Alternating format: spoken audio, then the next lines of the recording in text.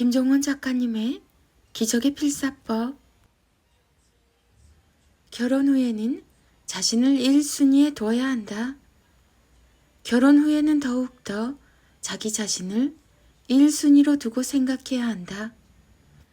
물론 결혼하면 다양한 관계가 생겨서 나를 자꾸만 뒤로 미루게 된다. 그렇게 결국 나 자신의 행동과 기쁨은 가장 뒤로 미루고 가족을 위해서만 살게 된다. 그게 나쁘다는 건 아니다. 시작이 조금 잘못되었을 뿐이다. 가장 중요한 건 중심이다. 자신을 1순위로 두고 중심을 잡은 사람이 가족을 생각할 때 더 강한 에너지를 전달할 수 있다. 다른 가족을 뒤로 미루라는 게 아니다. 어디까지나 기준을 자신에게 두고 모든 것을 판단하고 결정하라는 말이다.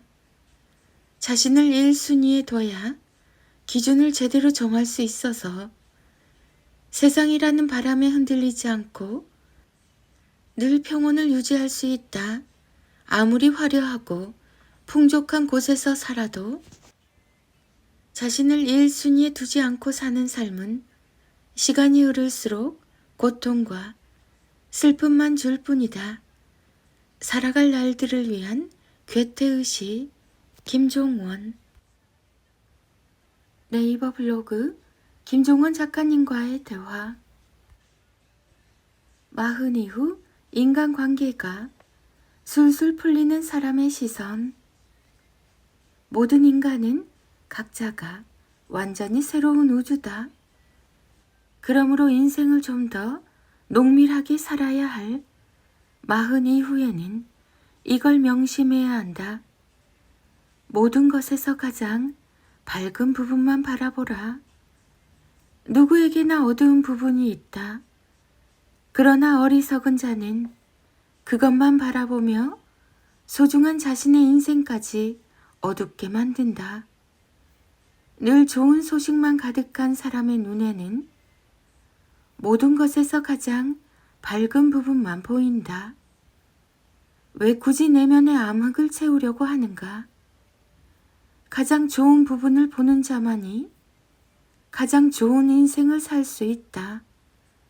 어른의 품격을 채우는 백일필사노트 김종원.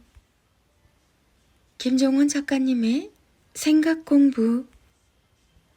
지능 높고 품격 있는 부모들이 아이에게 자주 쓰는 말 베스트 원. 제가 고등학생들 대상으로 강의를 갔어요. 강의를 마치고 걸어 나가는데 누군가 뒤에서 급하게 쫓아오는 거예요. 보니까 학생 몇 명이 저에게 사인을 받으러 왔어요. 심지어 옷에 해달라, 핸드폰에 해달라. 놀라서 왜 나한테 사인을 받으려고 하냐고 물어봤죠. 강의 때 학생들한테 제가 나 자신을 믿어야 된다는 말을 들려줬어요. 근데 이제까지 본인들에게 그런 얘기를 해준 사람이나 어른들이 단 한 명도 없었다는 거예요. 저한테 그런 얘기 해준 사람 아무도 없었다고. 그래서 제 말에 너무 감동했대요. 사춘기 고등학생 대상으로 강의를 가면 원래 아이들이 질문도 잘 안 해요. 심지어 담임 선생님들도 처음부터 그렇게 못을 박아요. 근데 그런 친구들이 고맙다는 말씀을 꼭 드리고 싶다고 저를 찾아온 거예요. 정말 놀라운 일이죠. 너무 감동해서 고맙다는 말 꼭 하고 싶었다고 해서. 그 문장은 제가 쓴 어른의 품격을 채우는 백일필사노트라는 책에 있는 말이었어요. 여러분께도 한번 낭독해 드릴게요. 매일 나의 바닥을 본다는 건 내가 무너지고 있다는 사실이 아니라 그럼에도 불구하고 도전하고 있다는 증거다. 아무것도 아닌 시간은 없다. 지금도 나는 나를 단련하고 있다. 내가 나를 믿어주는 거. 눈물 나도록 어려운 시기지만 나 자신을 믿기에 견딜 수 있다. 실패한 것 하나하나에 의미를 부여하지 말자. 이제 나는 잘 될 일만 남았으니까. 아이들이 이 문장을 듣고 감동한 이유는 내가 지금까지 보낸 시간이 쓸모없는 게 아니었구나. 이런 나를 믿어주는 누군가가 있구나 생각했기 때문이죠. 아이들은 자신에게 믿음을 주는 사람을 정말 의지하고 따라요. 하지만 부모님도 일상에서 힘드니까 좋지 않은 말들이 튀어나오죠. 부모님들도 알고 계세요. 하지만 알고 있어도 표현할 줄 알아도 입으로 안 나와요. 그게 가장 힘들어 하시는 부분인 것 같아요. 그러면 동화책은 왜 읽어주는 거예요? 제가 SNS에 글을 올리면 작가님의 글이 좋은 건 알겠는데 입에 안 맞아서 못하겠어요. 부끄러워서 못하겠어요. 현실은 삭막하고 냉정해요 말씀하시는데 그럼 동화책은 왜 읽어주시는 거예요? 만약에 제가 알려준 말들을 일상에서 들려주신다면 아이들에게 동화책을 읽어줄 필요도 없죠. 내가 읽고 쓴 문장이 쌓여 삶이 됩니다. 어른의 품격을 채우는 100일 필사노트 김종원 작가. 금요일에 엄마 아빠가 꼭 아이에게 들려줘야 할 21가지 인문학 질문. 1. 이번 주에서 네가 생각하는 꼭 붙잡고 싶었던 순간은 언제야? 2. 언제 네가 가장 너답게 느껴졌어? 3.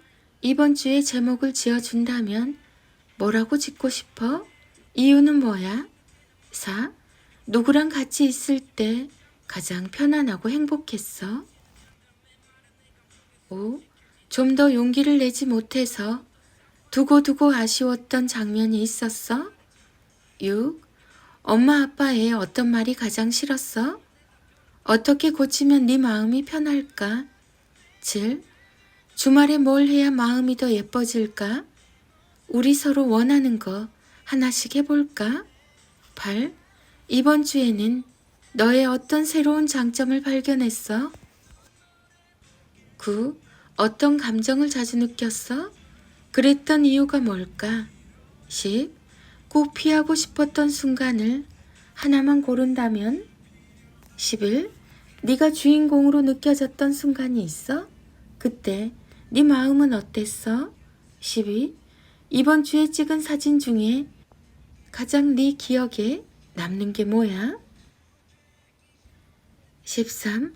스스로 비록 잘하지는 못했지만 도전해서 뿌듯했던 일이 있었니? 14.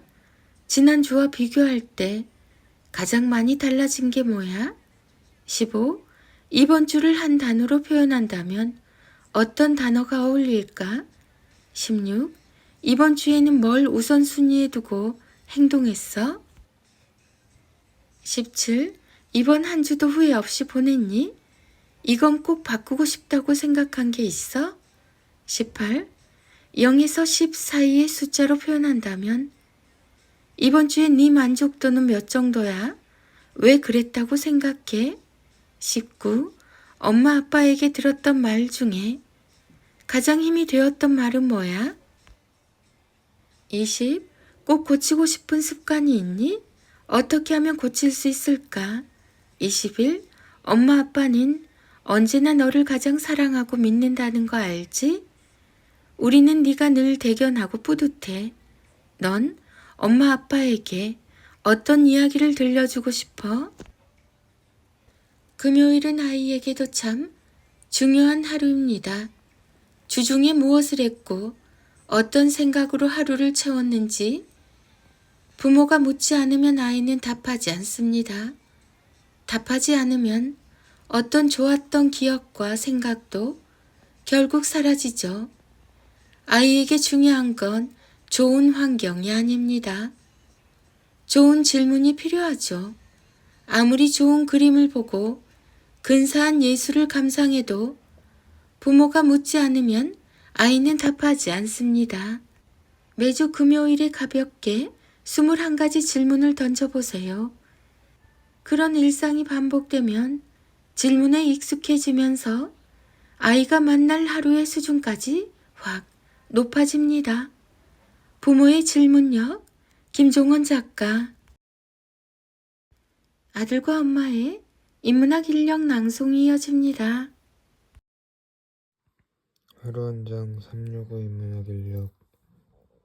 아이를 키운다는 것은 아이라는 세계를 조각하는 가장 근사한 예술입니다.